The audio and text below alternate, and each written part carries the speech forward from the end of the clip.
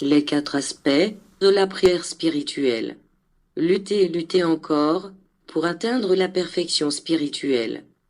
La voie pour atteindre cet objectif vous a été tracée par Jésus, qui nous confia la prière comme un instrument très puissant, bien plus puissant que n'importe quelle arme matérielle, et qui vous défendra des pièges sur votre chemin, mais vous obtiendrez une bien meilleure arme lorsque vous respecterez la loi, qui est la parole de Dieu telle qu'enseignée par Jésus. En quoi consiste la prière? La prière est pétition, intercession, adoration et contemplation. Chacune de ces parties est nécessaire, l'une engrange l'autre, parce que, en vérité, la pétition consiste en ce que l'homme demande à Jésus de lui concéder ses souhaits, de le satisfaire quant à ses désirs ardents, tout ce qu'il considère le plus important et le plus saint dans sa vie. Et, en vérité, le Père écoute la pétition de ses enfants, et accorde à chacun ce dont il a le plus besoin, et toujours pour le bien de ses enfants.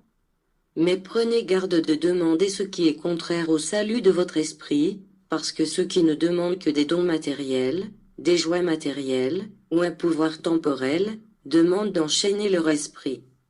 Les plaisirs matériels, malsains, n'apportent que de la souffrance, pas seulement dans ce monde, mais aussi après la transition au monde spirituel, parce que l'influence des désirs matériels peut arriver jusque-là, et, ne pouvant se libérer d'eux, ils restent tourmentés par des désirs ardents et souhaitent retourner 1001 fois sur la terre pour se réincarner et continuer à vivre, matériellement.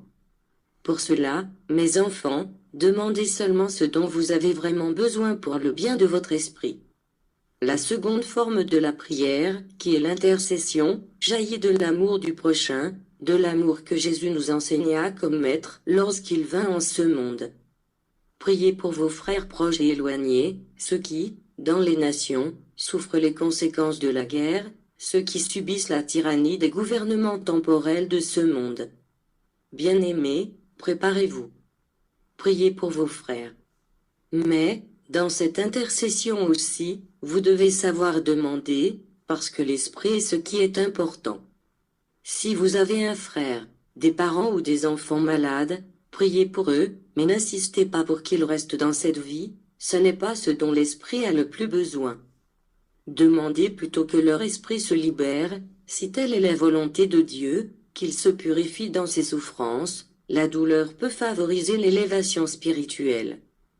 Pour cela, le Maître en Jésus, dans le second temps, vous a enseigné à dire « Père, que ta volonté soit faite ». Parce que le Père sait mieux que n'importe lequel de ses enfants ce dont l'Esprit a besoin.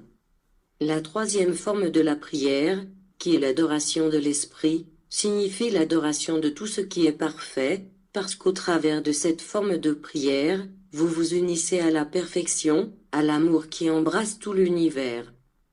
Dans l'adoration, vous découvrirez l'état parfait que chacun de vous doit atteindre. Par l'adoration, vous parviendrez à la contemplation qui, unie à l'oraison, vous conduira à l'unification avec l'Esprit divin, à la source de la vie éternelle, à la source qui, jour après jour, vous donne la force pour parvenir au royaume du Père.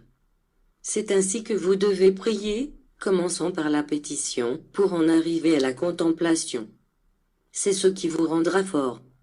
Une fois bien préparé, vous ne lutterez plus seulement pour vous, mais pour aider vos frères à emprunter cette voie.